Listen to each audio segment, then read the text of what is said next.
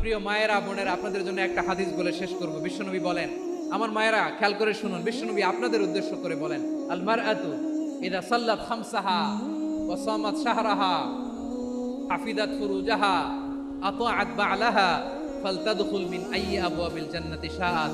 বিশ্বনবী বলেন, ও রমণীরা, ও নারীরা, যে সমস্ত নারী এই চারটা কাজ করবে, এই চারটা কাজের গ্যারান্টি দিবে, তাদেরকে জান্নাতের 8টা দরজার গ্যারান্টি দেয়া হবে।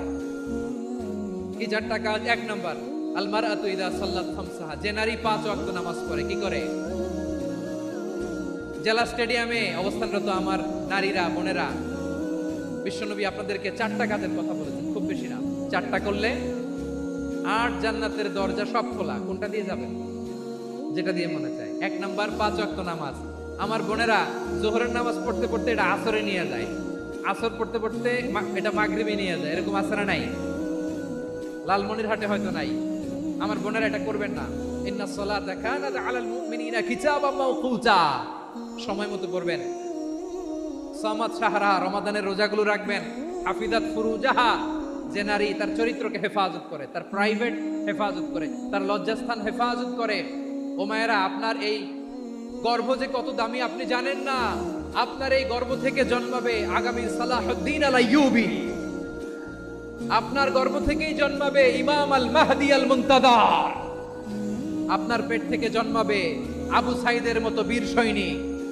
আপনার পেট থেকে জন্মাবে মুগ্ধের মতো বীর মুজাহিদ। আপনি জানেন না কে আসবে আপনার পেট থেকে। সময়টাকে কাজে লাগান, ইসলামকে বুঝেন, মানেন, আমাদের ইসলামিক লেকচারগুলো শোনেন। আমরা যে বার্তাগুলো, ইনস্ট্রাকশনগুলো, দিক নির্দেশনাগুলো আপনাদের খেদমতে রাখি, এগুলো মেনে চলুন। আপনিই পারেন আপনার ঘরটাকে জান্নাতের টুকরা বানাতে।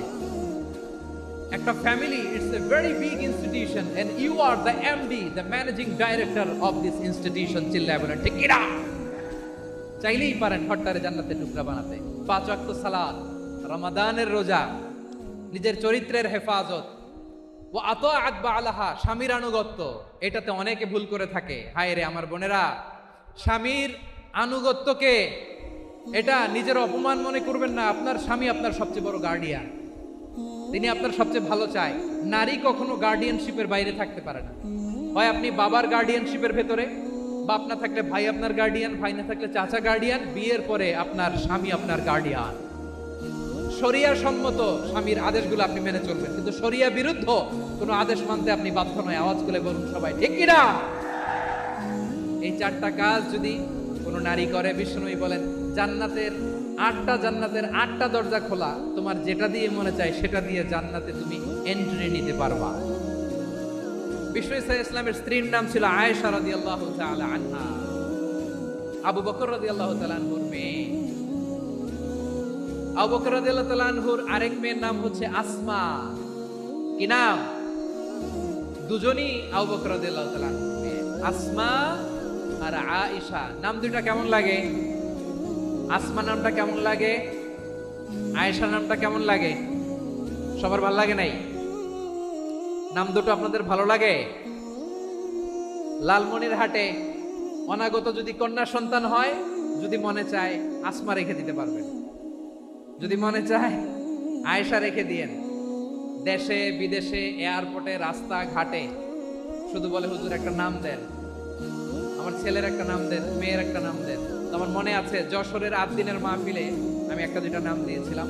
আজকে লালমনিরহাটের এই প্রোগ্রামে কন্যা সন্তান যদি হয় 2টা নাম দিলাম, আসমা কিংবা আয়েশা।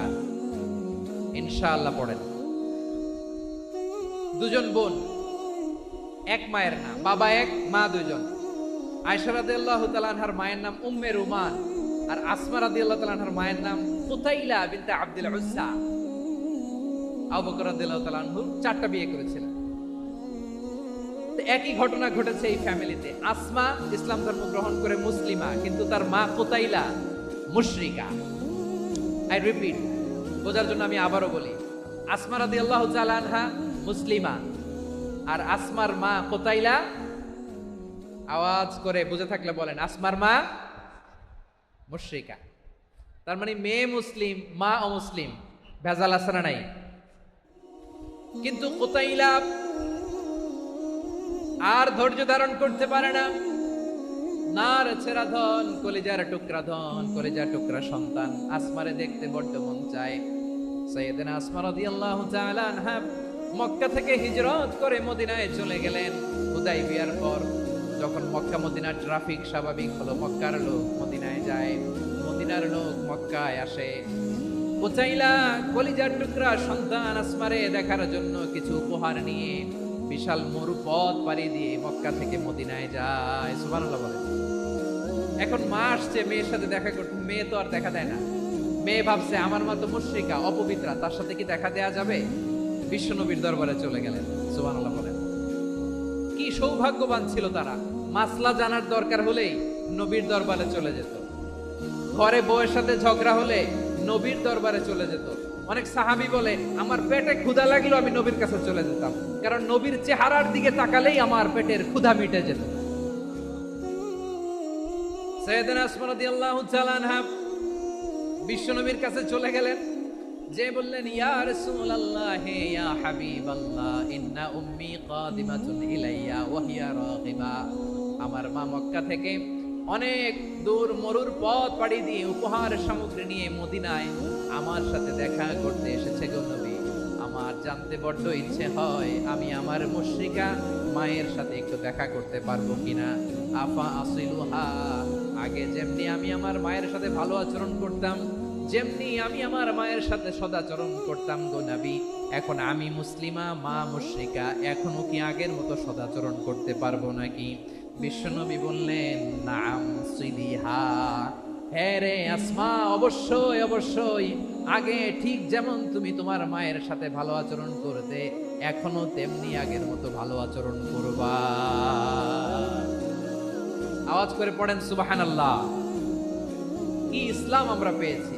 কত ব্রড মাইন্ডেড আমাদের ইসলাম, কত ওপেন মাইন্ডেড ইসলাম, কত ওপেন আপ করতে পারে, চিন্তা করতে পারেন। বিষ্ণু বললেন হ্যাঁ অবশ্যই, নাম সুলিহা, আগে যেমনি ভালো আচরণ করছো আসমা, এখন ওইরকমই করো, পারলে আরো বাড়াই করো। সুবহানাল্লাহ বলেন।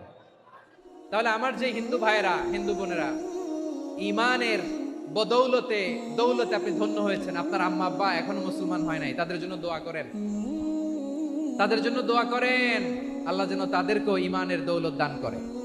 আমরা সবাই পড়ি আমিন, আরো জোরে পড়েন আমিন। এখন বলেন ইসলাম কি ন্যারো মাইন্ডেড রিলিজিয়ান না ব্রড মাইন্ডেড? লালমনিরহাটের যুবক ভাইরা আওয়াজ করো, ইসলাম কি ন্যারো মাইন্ডেড না ব্রড মাইন্ডেড? কতটা ব্রড মাইন্ডেড দেখেন। বিশ্বনবী সাল্লাল্লাহু আলাইহি সাল্লাম অমুসলিমরা যদি নবীকে উপহার দিত, ওই উপহারও বিশ্বনবী গ্রহণ করতেন। সুবহানাল্লাহ পড়েন। আপনার অমুসলিম